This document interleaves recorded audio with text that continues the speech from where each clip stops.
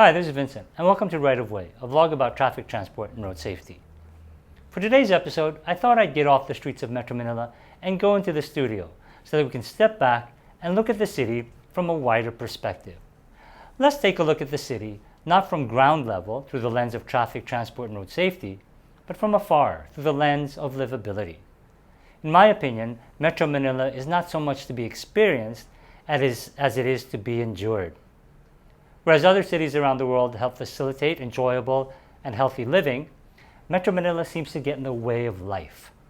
Residents of the metropolis have to deal with its broken down infrastructure, overpopulation, proliferation of shopping malls, lack of open spaces, and crowded streets. The city is an obstacle, a problem to overcome in our daily lives. Nothing is easy in Metro Manila. We seem to be living in hell. So is there a chance for redemption? Can we save Metro Manila from doom? Or should we find a new place to live? This afternoon, we are joined by two experts in the areas of transport and urban planning who can help us understand what our problems are, how we got here, and how we can get out. This afternoon, we're joined by Donna Gillan and Pat Halasco. Dani is a transport planner and inclusive mobility advocate.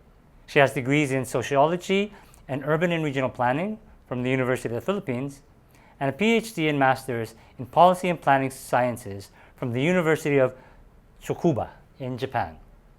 Pat Halasco is an urbanist. He advocates for Philippine cities to be more hospitable and inclusive to all groups of people.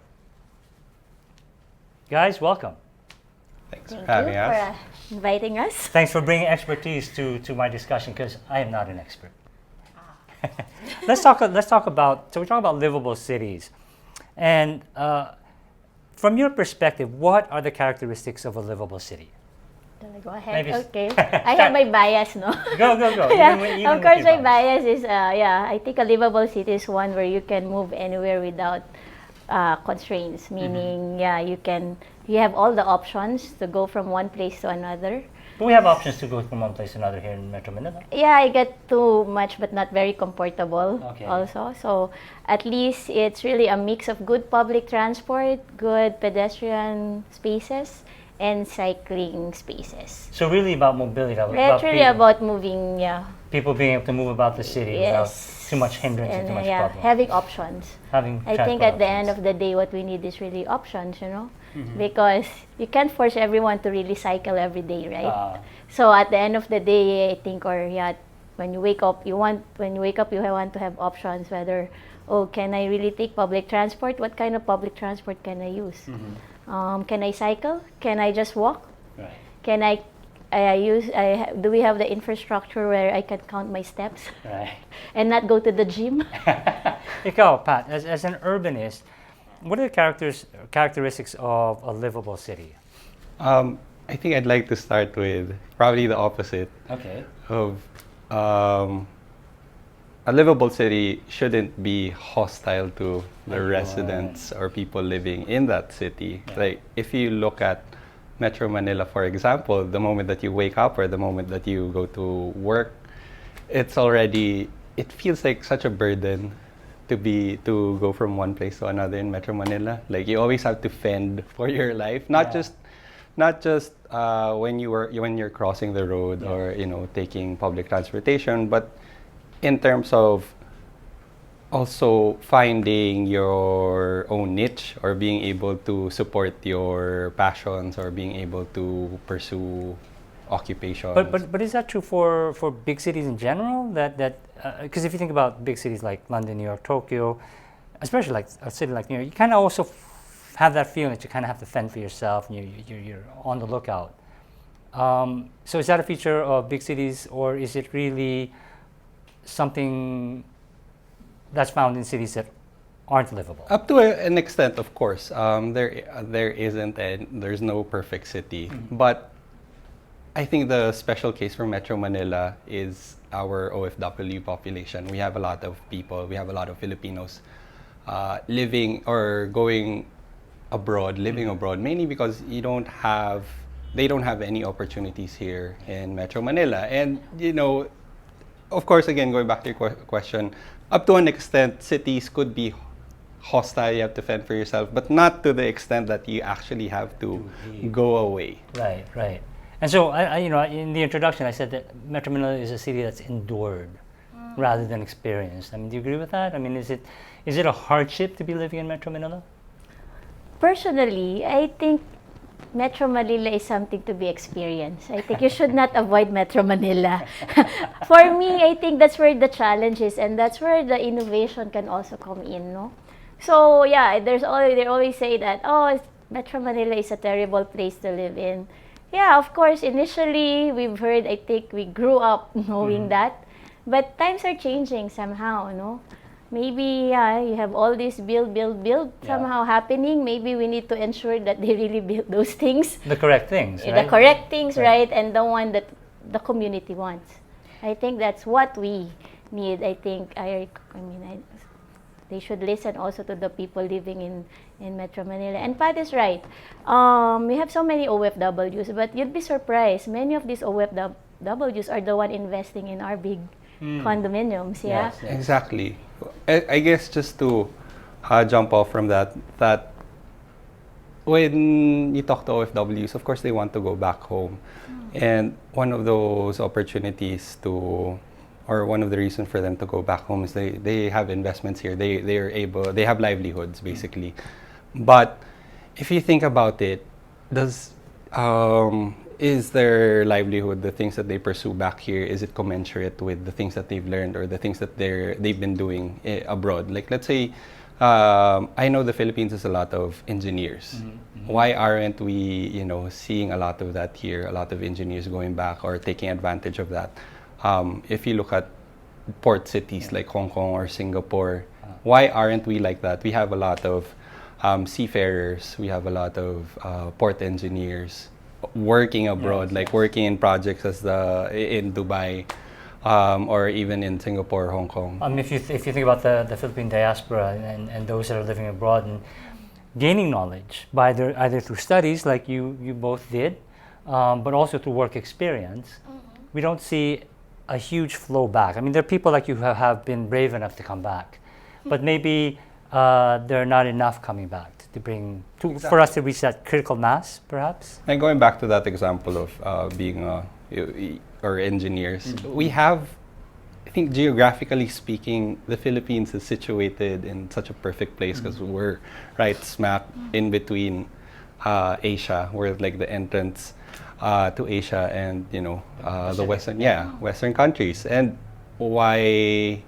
Like, we could do the same things as Singapore or Hong Kong are doing, but we haven't really taken advantage of that. Going back to the topic of livable cities, I mean, you both have had a lot of opportunity to travel abroad and either live or visit places. What for you is a good example of a livable city and why?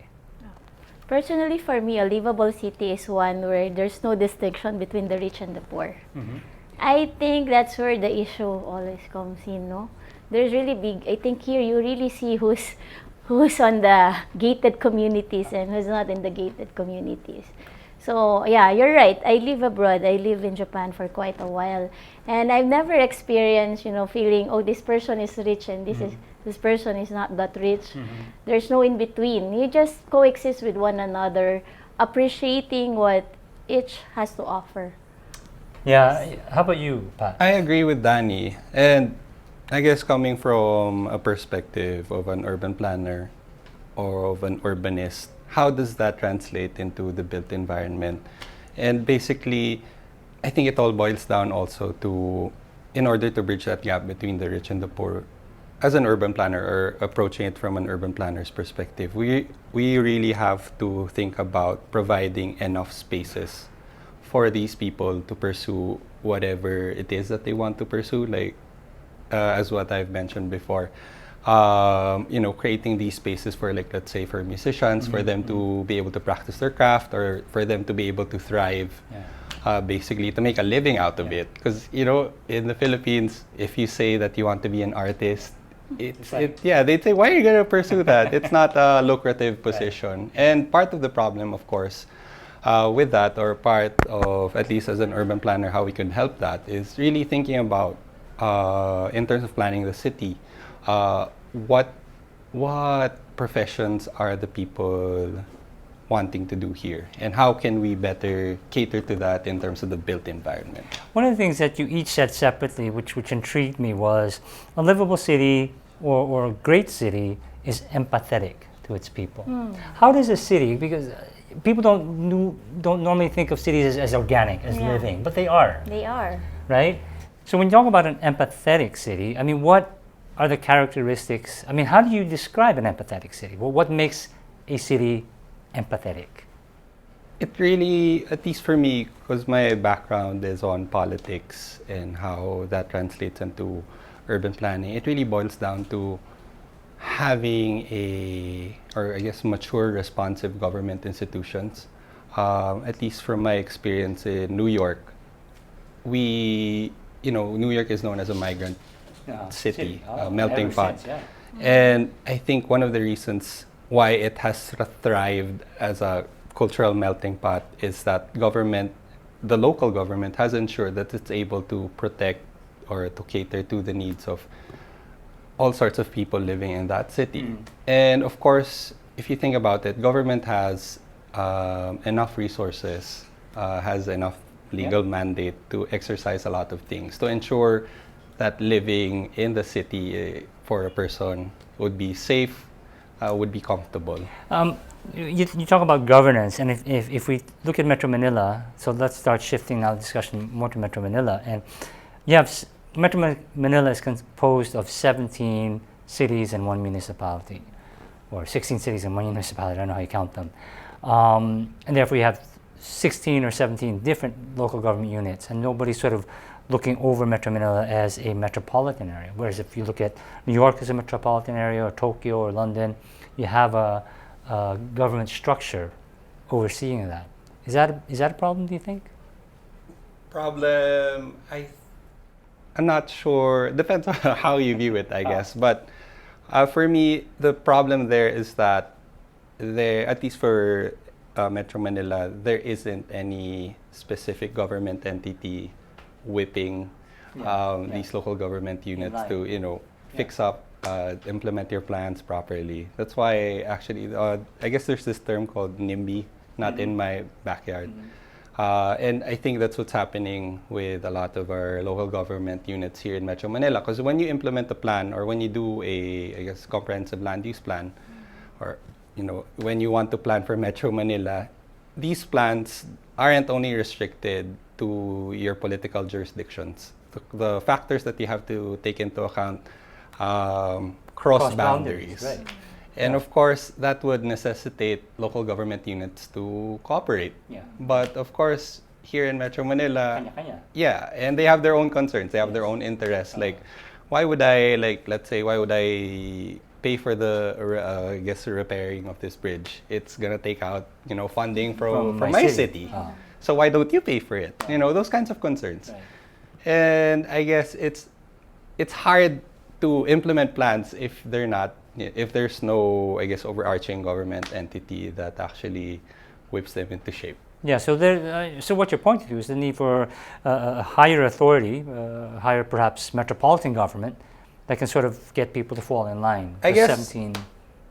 That's probably one of the options. That's one of the options I see, but of course there are a lot of ways to go about it. And in terms of, of course it's up to the people to think about it. Yeah. Because like now I know there's the entity of the MMDA, but one of the problems They're not very empathetic. Yeah, they're not empathetic, and I think one of the problems is the position there, or I think the general manager is appointed. Yeah. There's no connection between the people. They can't be held liable because they're appointed. They weren't elected. Right. So they don't.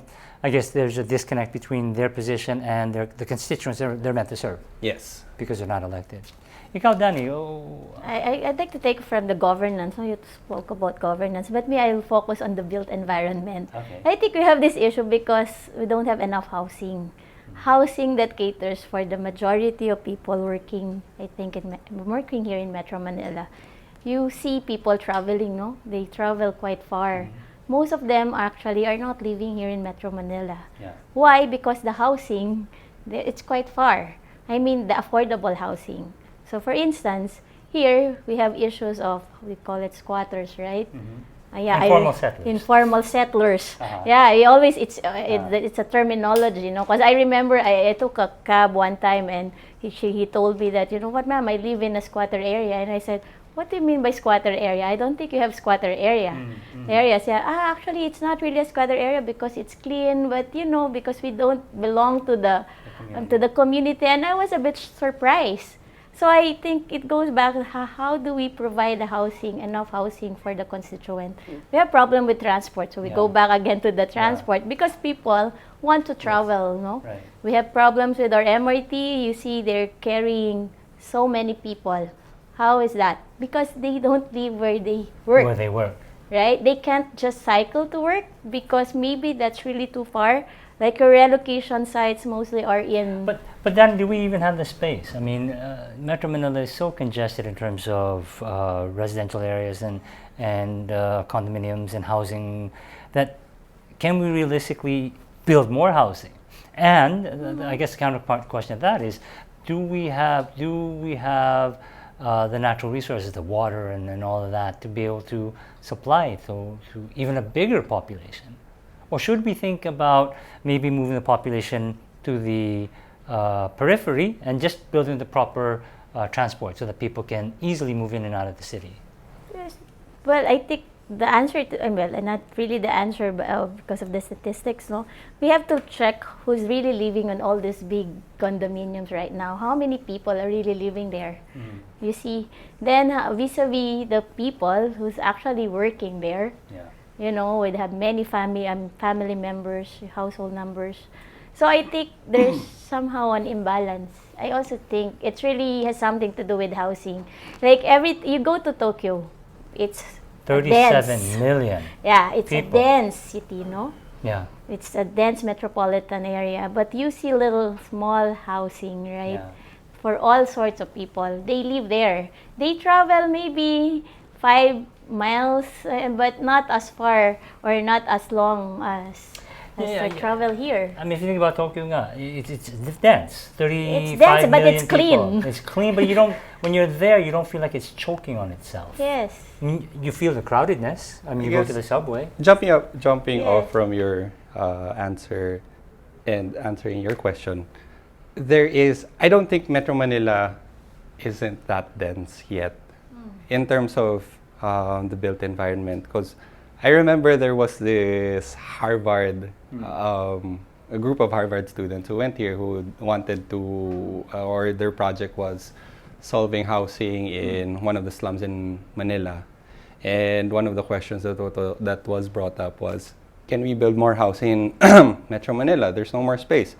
But I forgot what the answer was to that. I think they said yes, but I remember they weren't able to bring up the answer that, yeah, there is a lot of space that's occupied in Metro Manila, but it's horizontally occupied. Not vertically. Yes. So Tokyo is vertical, diba? Yeah, it's vertical. In relation to providing affordable public housing, that's one of the strategies. Like in New York City, in order to cater to a lot of people, you build up, and actually, population density in a city isn't actually a bad thing. It's actually a good thing, because if you encourage, of course, if you can manage that. Yes, that also has to take into account the carrying capacity of your city. But in terms of putting people or clustering people in a small area, and it reduces your carbon footprint, the resources and the waste that you produce. Like imagine, a city like Makati City, where a lot of developers are packaging or marketing their developments as mixed use, live, work, and play, those kinds of things. I agree, or I like that idea, but again, this comes from a private developer that you can only access these kinds of amenities if you can pay for it. Yeah, exactly. I mean, let me just throw out some statistics on Metro Manila. Yes. Metro Manila is estimated to have a population of it depends on who you ask. 13 million is what we're looking at, 13 to 14 million. As of 2015 census. And then when there's a 3-day midnight madness sale, that balloons to 22 million. Yes. according to some. Daytime and nighttime Yeah, population. daytime and nighttime populations. I saw that in terms of land area, Metro Manila is one of the smallest in terms of metropolitan areas, like 44th. So a lot of people in a small area, so that means high population density. If you look at cities, now not Metro Manila as a metropolitan area, but individual cities, Yes. of the top 10 most dense cities in the world, what I saw was that Manila is the most dense in the world. The city of Manila, at about 43,000 people per square meter. Next to that would be Pateros. Curiously enough, is ranked number 3, according to what I saw, at about 30,000 people per square meter. Yeah. And then ranked number 6 is Caloocan, at 28,000 people per square meter. So within Metro Manila, you have 3 of the most densely populated cities in the world. And you're talking about cities like Calcutta, Hong Kong, Shanghai, and yet there we are, 3 cities. So, is there hope? I think there is, but not just for Metro Manila, but also, of course, in other cities. Like, again, we fall into this victim that we always focus on Metro Manila when there are other cities or other metropolitan areas existing in the Philippines that don't have or that are not focused enough or given enough emphasis. I was actually looking at the distribution of population density in the Philippines. And you could see immediately that Metro Manila or NCR and the surrounding regions, it's where the people go. But is it about 15% of the population is here, or maybe 20% in Metro Manila? 20%, 60% driving our economy actually. Yeah. So Actually, I also looked at that. I think Metro NCR's GDP contribution is around 36%. Yeah, 36? That's crazy. Yeah. It's all concentrated here. Yeah. It's all concentrated here in Metro Manila somehow. And while of course there is hope, but it's funny because a lot of the problems that made Metro Manila, the other provinces or cities are almost copying it. So you think the other cities are sort of on the path to becoming like Metro Manila? Kind of. One big example is the road widening. I haven't seen, or every time I go to cities outside Metro Manila, there's always that road widening project. Can we state categorically, finally, on this episode, that road widening is not going to solve the traffic problem? Yeah, it won't Do you agree solve with any that? congestion. I agree. Okay, let's get off of this road widening and flyover building binge that we seem to be on, because it doesn't. It does. Let's get that out of the way. Because basically, again, the problem that you want to solve is moving people outside of cars. And how do you do that? You provide other infrastructure, or you encourage other options, like let's say biking or walking or public transportation. And how do you go about doing that? Of course, you build the necessary infrastructure, or you enact the necessary policies or laws that will encourage people to take up these alternative modes of transportation. Within Metro Manila, there seems to be some movement, as you mentioned earlier, Danny, within, let's say, the city of Pasig. Yes.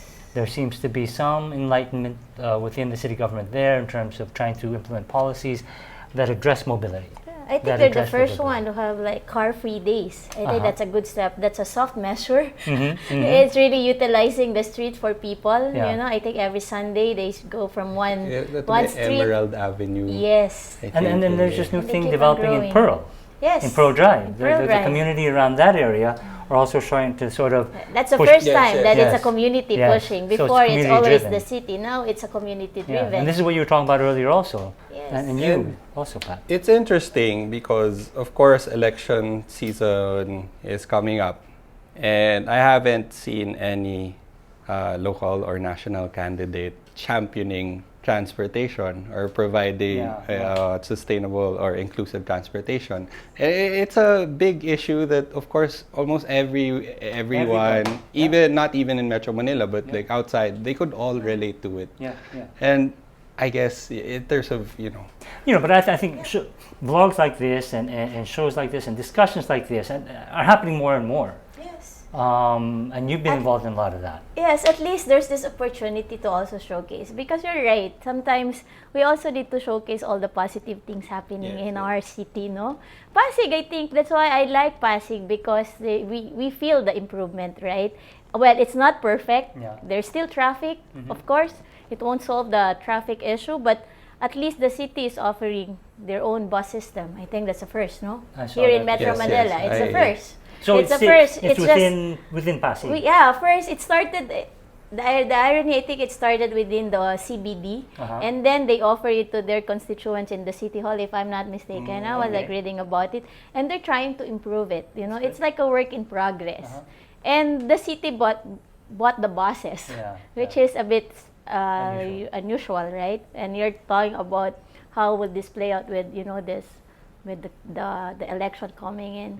But I think we have to highlight that it's possible. Every city can do something similar, providing a good transport system. I just remembered also another example of if is there hope or are there other people doing changes. And one of the, I guess, big examples now that we see is the Escolta movement.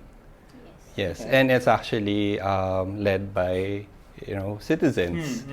And there are a lot of groups involved with it, but basically they're trying to revive Escolta as the prime Sort of commercial area, and they do have these, I think, every other weekend block parties just to celebrate the culture, just to encourage people. That's great. And even I think one of the groups there is occupying one of the old buildings there, just to say that, hey, this is, we shouldn't tear this down. This is part of our culture, part of our history. And as residents, people who live in Manila, like, this is our responsibility to actually preserve this. And it's not just the responsibility of LGUs. Like, we can do something collectively. Well, it's really encouraging to hear what you've told me about what's happening in Pasig and what's happening with the Escolta district. And really, since I started this vlog, maybe it's because I'm becoming more aware of it, but I think, as you both point out, there are movements that are happening on the ground. There is the Inclusive Mobility Network, and things are happening on the ground. But so we've got our audience listening.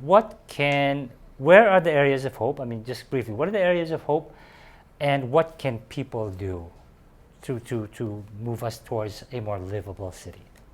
Because we kind of know what the politicians can do. Now, whether they do it or not, that's a different story. So what I think, if I can start that off, is we must pressure our politicians to recognize these issues as something that affects all of us. And it doesn't matter what your political ideology is. The fact is, we're all residents of these big urban areas such as Metro Manila, and we need our local government officials to start listening to the people, and thereby becoming a little more empathetic, as you said, to the plight of what people are experiencing. So aside from that, what can people do to make Metro Manila more livable? Get to know your neighborhood. I was starting to get to know your neighborhood. Get to know what the issues are, and then try to help address those issues. It's just a simple thing. Yeah, I think I live in one of this area where I see people just throw garbage, anywhere. Try to address that issue. If you see a person doing that, I think try to apprehend him. Tell him the right way, because that would address our solid waste problem, right? And if your community can do something, maybe lobby for 7-Eleven to add more trash cans, maybe. Then that, I think, something that we could all, do. I think that's a great idea. I mean, just simple, right? You live in a simple place. Look to your left, look to your right, and get to know the people on your left and right. I mean, just start there, right? Yes, it's a neighborhood. Maybe instead of the opposite of NIMBY is IMBY, in my backyard. Right. Right. Know people in your backyard. That's a great suggestion. Ikaw, Pat, what would you suggest? I agree with that, but I guess just to add up to her suggestion. Don't be so agreeable. Oops. No, go ahead. I think another ingredient for that is, of course, get to know your neighborhood, get to know the problems, get to know also what makes it work, what makes it like an ideal or a livable neighborhood. I think the next step would be, of course, collective action. I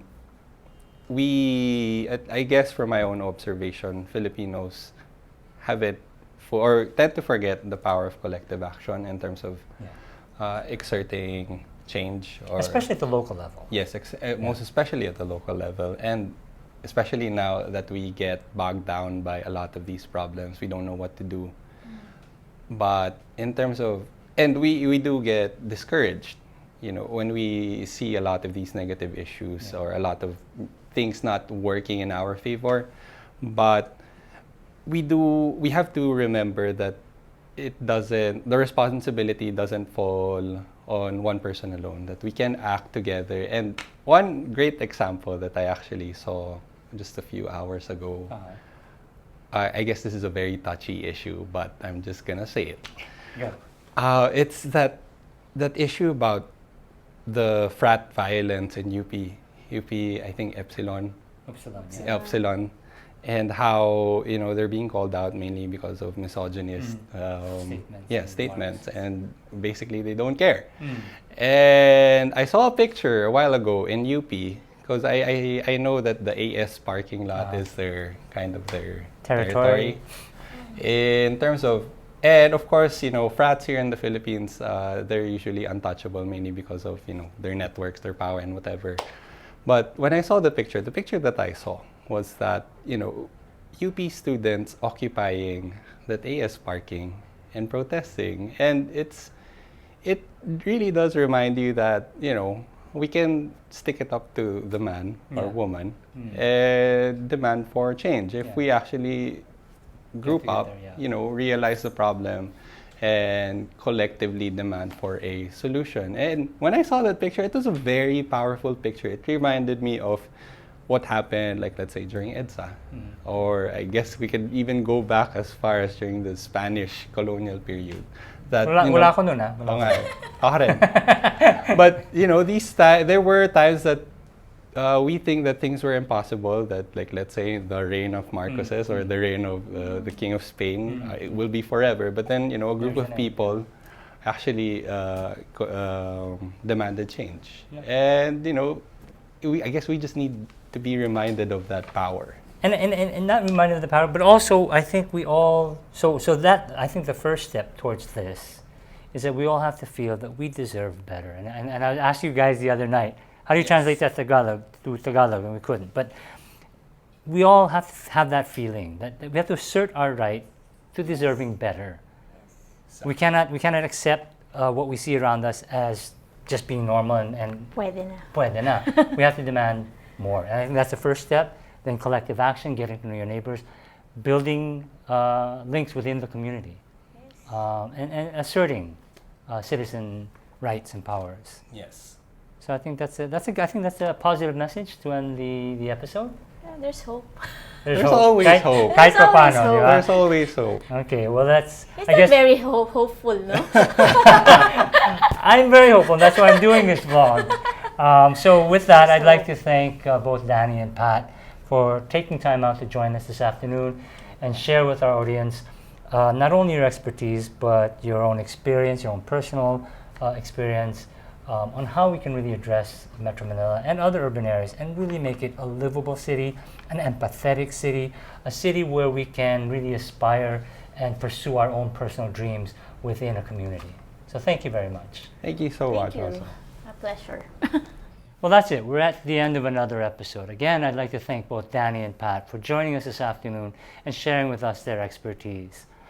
If you have any comments, questions, photos, or videos that you'd like to share with us, you can email them at rightofway@rappler.com, or you can send us a message on Twitter, Instagram, or Facebook at rightofwayph. Until then, this is Vincent with Danny and Pat, and we're out of here.